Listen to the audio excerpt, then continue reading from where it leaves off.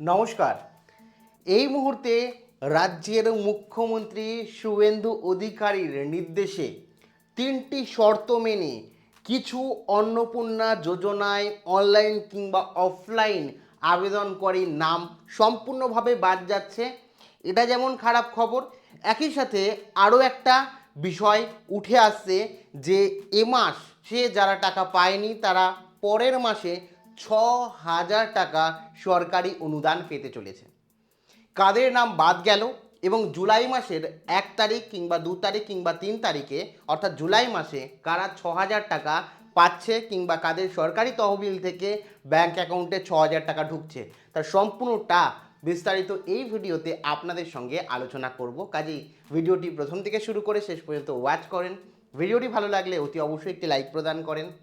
আমাদের পরিবারের সদস্য না হয়ে থাকলে এই যে সাবস্ক্রাইব বাটন রয়েছে, সাবস্ক্রাইব বাটনে ক্লিক করে অল নোটিফিকেশনে ক্লিক করে রাখুন, যাতে সমস্ত ইনফরমেশান সবার প্রথমে আপনি পেয়ে যেতে পারেন। সাবস্ক্রাইব করতে কোনো রকম টাকা লাগে না, সম্পূর্ণ বিনামূল্যে আপনারা সাবস্ক্রাইব করে অল নোটিফিকেশনে ক্লিক করে রাখেন, যাতে সম্পূর্ণ অথেন্টিক বিষয় আর সবার আগে সবার প্রথমে পেয়ে যেতে পারেন। এই অন্নপূর্ণা ভাণ্ডার আর জুলাই মাসেই আপডেট এবং নির্দেশিকা যেটা রয়েছে সেই অনুযায়ী বলবো, যেখানে আবেদন এবং নতুনভাবে ভেরিফিকেশন করে ছাঁটাই করা, নাম বাদ দেয় এবং আর্থিক অনুদানের সমস্ত বিষয়ে আপনাদের একে একে বলবো। প্রথমেই আপনাদের বলে রাখি, জুন মাসে এ যে ৬,০০০ টাকা যেটা আপনারা পাবেন, কারণ জুন মাসে সাধারণ অনুদান ছিল ৩,০০০ টাকা। যারা ৩,০০০ টাকা পাননি এ মাসে, তারা জুলাই মাসে কিন্তু বকেয়া টাকা সমেত ৬,০০০ টাকা পেতে চলেছেন। পয়লা জুন থেকে ৫ই জুলাইয়ের মধ্যে, পয়লা জুলাই থেকে ৫ই জুলাইয়ের মধ্যে মুখ্যমন্ত্রীর ঘোষণা অনুযায়ী ডিবিটির মাধ্যমে বকেয়া টাকা সমেত, সেই মাসের টাকা সমেত সমস্তটা ব্যাংক অ্যাকাউন্টে আপনি পেয়ে যাবেন। এবার এখানে বলে রাখি, আবেদন এবং যাচাইকরণ প্রক্রিয়ার খতিয়ান যদি বলি, প্রায় ১,৫,০০,০০০ মানুষ কিন্তু অফলাইন এবং অনলাইনে আবেদন করে ফেলেছেন অলরেডি। তার মধ্যে ২৮ লক্ষ মানুষ সফলভাবে যাচাই করেছেন এবং অনুদান পেয়েও গেছেন ২৮ লক্ষ মানুষ। এবং যাচাইকরণ প্রক্রিয়ায় দেখা গেছে সরকারি পোর্টালে কাজ হচ্ছে এই মুহূর্তে, মানে ১,০৫,০০,০০০ আবেদন পড়েছে, তার মধ্যে ২৮ লক্ষ মানুষকে অলরেডি ব্যাঙ্ক অ্যাকাউন্টে ডিবিটির মাধ্যমে টাকা দেওয়া হয়ে গেছে ৩,০০০ করে। আর বাদবাকি যারা পড়ে রইলেন তাদের এই মুহূর্তে ভেরিফিকেশন চলছে, যাচাই প্রক্রিয়া চলছে। এক্ষেত্রে বলে রাখি, কেন এই কঠোরভাবে ভেরিফিকেশন করা হচ্ছে, অতীতের অভিজ্ঞতা দেখে লক্ষ্মীর ভাণ্ডারে বিভিন্ন রকমের দুর্নীতি হয়েছে, যেখানে আগের সরকার ১,৫০০ টাকা দেবে বলেছিল, সেই দুর্নীতির কারণে নতুন সরকার বলছে কড়াভাবে পদক্ষেপ নেওয়া হবে। অযোগ্য, যেটা এটা মহিলাদের প্রকল্প, পুরুষরা পেয়েছেন।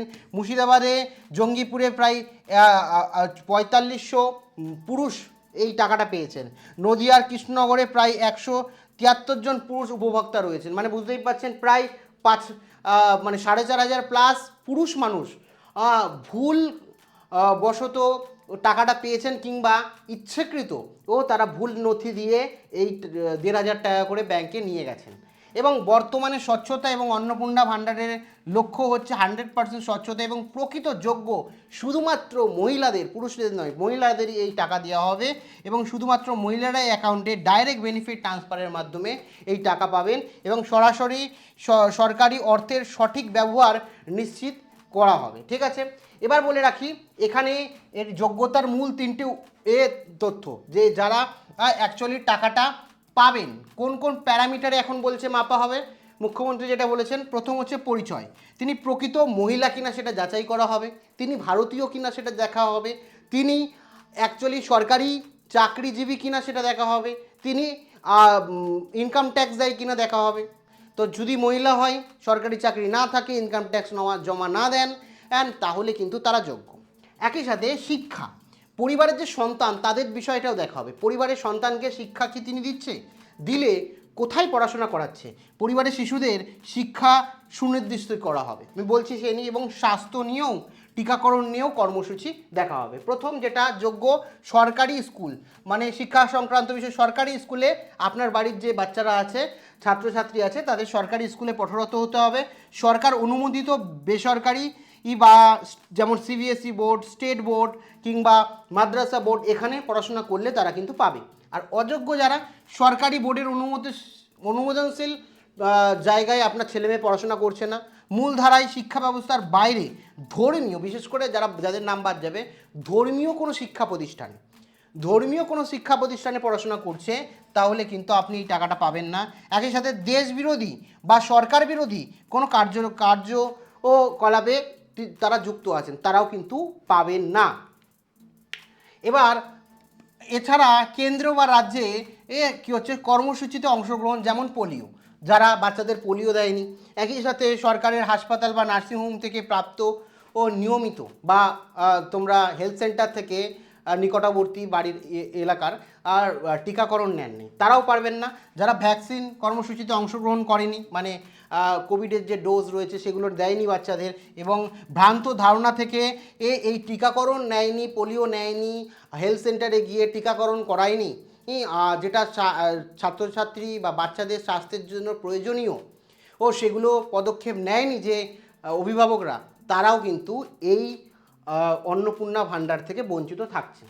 এবার বলে রাখি, আবেদনকারী কি জনকল্যাণ শিবিরে গিয়ে অনলাইনে তথ্য প্রদান করেছেন এবং বা অফলাইনে দিয়েছেন বা এমনি পঞ্চায়েতে গিয়ে জমা দিয়েছেন, এবং তারপরে ফিল্ড ভেরিফিকেশান হয়ে সাধারণ আধিকারিকরা বাড়ি বাড়ি গিয়ে যাচাই প্রক্রিয়া অনেক জায়গায় করছে, অনেক জায়গায় করছে না, এবং সকল ডাটাবেস নথিভুক্ত করে দেখে তারপর ডাইরেক্ট বেনিফিটের ট্রান্সফারের মাধ্যমে এ টাকাটা ঢুকবে। এই সমস্ত প্যারামিটারগুলো মাপা হবে, আপনি মহিলা কি না, আপনার আর সরকারি চাকরি নেই তো, আপনি ইনকাম ট্যাক্স দেন না তো, একই সাথে আপনার যদি বাচ্চা পরিবারে থেকে থাকে তাকে টিকাকরণ দিয়েছেন তো, একই সাথে সরকারি স্কুল বা সরকারি অনুমোদিত স্কুলে পড়াচ্ছেন কি না, একই সাথে যদি আপনার বাচ্চা থেকে থাকে তাকে কোনো ধর্মীয় শিক্ষা অবলম্বনে পড়াচ্ছেন কিনা, বা সরকারি বিরোধী কোনো শিক্ষা প্রতিষ্ঠানে পড়াচ্ছেন কিনা, বা দেশ বিরোধী কোনো শিক্ষা প্রতিষ্ঠানে শিক্ষায়ন করছেন কিনা, সেদিকেও কিন্তু নজর দেওয়া হবে, তাহলে তারা এই সুবিধা পাবেন না।